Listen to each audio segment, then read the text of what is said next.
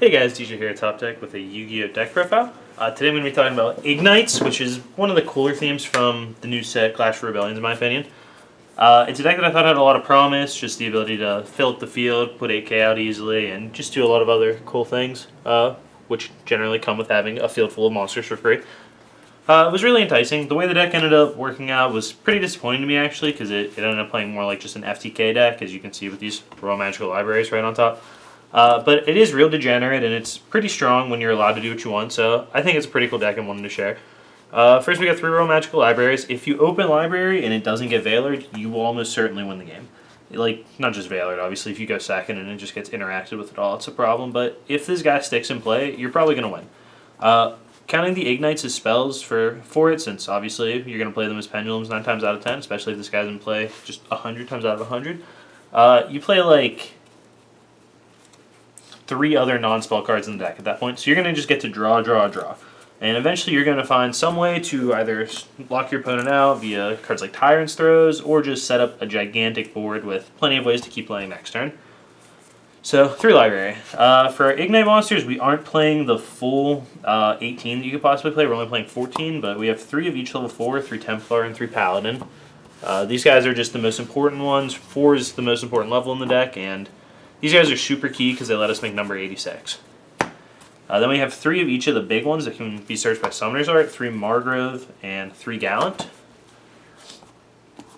They give us access to some pretty reasonable level Exceed monsters, as well as just being really strong guys with, because of Summoner's Art, letting you get extra spells on, or spell counters on Library and just in your deck a little bit. Then we have 1 of each level 3, Squire and Crusader. These guys are just in there to help us have enough scales. I noticed when I was only playing 12, I actually just cut the 3s all together. I would come up short on scales every once in a while. So I wanted access to as many of my other monsters as possible, so I just left those guys in. Then we have 1 Rose Warrior of Revenge. Rose Warrior has very little consequence for being in the deck. It doesn't really take up a lot of slots. It's just the 1 card. You have basically infinite access to it since you play 3 Rotas, and your Ignite guys can all search for when they blow themselves up in your Pendulum Zone, since they just search Fire Warriors that are level 7 or lower, I believe that's the level. Lower than level 7? No, just 1 Fire Warrior. Don't know where I got the level restriction. Alright. But yeah, so she's just free to find whenever you want her. I'm not utilizing her a ton in my extra deck. I have Ignister and Leo in there, and that's it. Start of Spark was another card that was really good, but I ended up just using Karen Gorgon instead normally when I would make it, so I just took it out.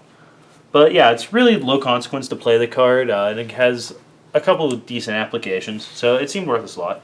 Then we have 3 Summoner Arts and 3 Reinforcement of the Armies to help us find our Ignite Bros, as well as just getting our deck thin and putting free spell counters on Library. Then we have a pile of cantrips. We have 3 Upstarts and actually 3 Into the Voids. Into the Void is pretty common to see in decks with Royal Magical Library, but this deck doesn't actually aim to kill your opponent on your first turn necessarily, more so just to set up an unbeatable field. But you're going to use your whole hand generally anyway, and any leftover cards you're more than happy to just set face down. So it was really never an issue that I'm playing Into the Void. And you want to win the dice roll ideally, or if your opponent's playing a deck like Necros or something and they let you go first, you want to just do as much as you can on your turn, because you're very glass cannon. We play very few, honestly no ways to deal with our opponent's back rows in the main board. The deck just wanted to be as streamlined as possible. Then we have 3 Terraformings. We have a bunch of field spells that we're playing, so it's actually got a fair bit of utility. We have 2 Chicken Game, 2 Ignition Phoenix, and a Necro Valley for fields. Chicken Race, or Game, or whatever the hell it's called now. It's just another cantrip, just drawing more cards. We don't want to leave it on the board at the end of our turn, so that's part of the reason why we have 2 copies of Ignition Phoenix instead of just a 3rd Chicken Race and 1 Phoenix. But it's so important to clear off the Chicken Game that I went to 2 Ignition Phoenix, which just lets you rack up spell counters on Library and just get other Ignites removed from, well, not removed from play, but into your extra deck to make plays. Then 1 copy of Necro Valley. It's an extra floodgate that we can tutor for with Necro Valley, or with Terraforming, which is really sick, just locking out graveyard effects. But it also is really crucial for killing your Necro's opponents. If they, have a Valk, they can't use it when you have Valley, so it's important to get this and just kill them. While they have an open field, you're going to be able to just swing through their board for a game with this deck, so very, very useful. Then we have 2 copies of Tyrant's Throws. Only 2 copies because it's kind of bricky, and unfortunately we don't have infinite access to it. But if you find Library, you're likely to draw your whole deck, so you should be able to find it. Tyrant's Throws, for those who aren't familiar, makes you sacrifice 2 normal monsters, except for tokens, and then neither player can normal or special summon effect monsters anymore. This is really huge for us because we can still summon our Igknight monsters, which means we can still board up really, really well as long as they don't deal with our scales, but they probably just aren't allowed to play Yu-Gi-Oh! Anymore, which is a pretty good way to win, I've found. Generally, just not letting your opponent play is the easiest way to victory.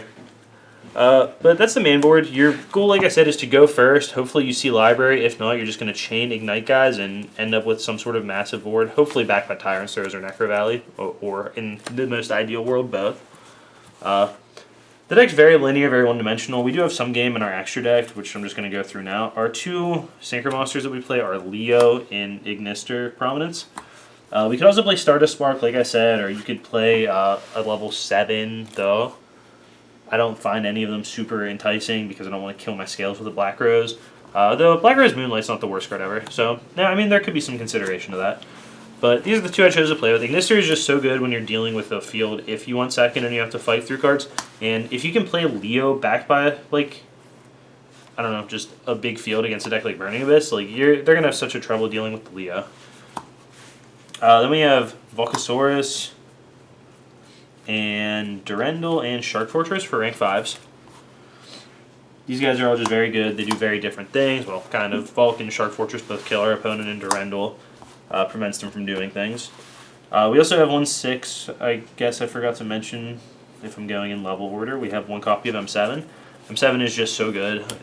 Getting guys back or bouncing cards, whatever it does, it just has so much utility. It's the only 6 that I felt was really necessary. Gauntlet Launcher is a pretty good card too, as is Photon Strike Bouncer, but this stack of rank 4 monsters and Constellar Diamond felt better. We have Ptolemaeus and Diamond, by the way, so we can make Durendal turn 1 if we wanted to for whatever reason, but Diamond is just pretty strong in the BA matchup, so he's there, and Dolls, obviously. Then we have Direwolf, Gorgon, Zubaba General, number 86, Cowboy, and Abyss Dweller. Dweller and Zubaba General are both gonna, or not Dweller, Cowboy and Zubaba General are both gonna help us just kill our opponents. Zubaba General just gets massive since all your guys are warriors, and Cowboy gives us free damage. General is also one of our outs to towers, which is very key. Direwolf is just a catch-all. It deals with whatever cards they have in play. Helps us fight through boards. Abyss Dweller, same thing. Just a pretty good card against Burning Abyss. And Dex in general. These guys are the most important ones. Number 86, I don't know his actual name. That's hard to pronounce. I just call him Rongledy. And Karen Gorgon. Number 86 is insane. If we make him with at least 4 materials, he doesn't allow our opponents to summon for a turn, and he's a 3,000 body. If we manage to make him with 5 warriors, they don't get to summon for 2 turns, which is obviously going to be enough time for us to kill them. Even with 1 turn, it's probably enough that we can just kill them on our next turn. Gorgon serves a similar purpose as far as locking our opponent out, protecting our floodgates. After we enter the Void, we're obviously going to set our cards at the end of the turn, so if we have like Tyrant's Throws and Necro Valleys up, we can just prevent our opponent from targeting them using Gorgon's effect. We can redirect to our scales or cards that we set because we were just going to discard them into the Void anyway. So it just lets us protect our board and keep our lockup so we can just kill our opponent before they find a way to deal with it. Then our last card is a 1 of Gaia Dragon, the Thunder Charger. It's just a lot of free damage to play this card, especially with Volcasaurus and just different exceeds that do like things and then you can just get rid of. So it's a pretty cool card. I don't know. It's not necessary by any stretch. The only other rank 4, by the way, that I wanted was Gemknight Pearl. For the situations where you needed to make something bigger to kill your opponent's monsters, but then you would still be able to sacrifice it to Tyrant's Throws. It hasn't come up ever in-game, but obviously, like I said, there are situations where you would want it. You could certainly not bother with the Ptolemaeus Diamond engine and put some of those other cards that I mentioned in. It's really whatever floats your boat. Obviously, the extra deck flexes from time to time with testing, but those are kind of the 20-ish cards that I would really consider using in it. I don't think this is a set-in-stone extra, but it's a pretty good start. As far as the main board goes, I don't know what I would change right now.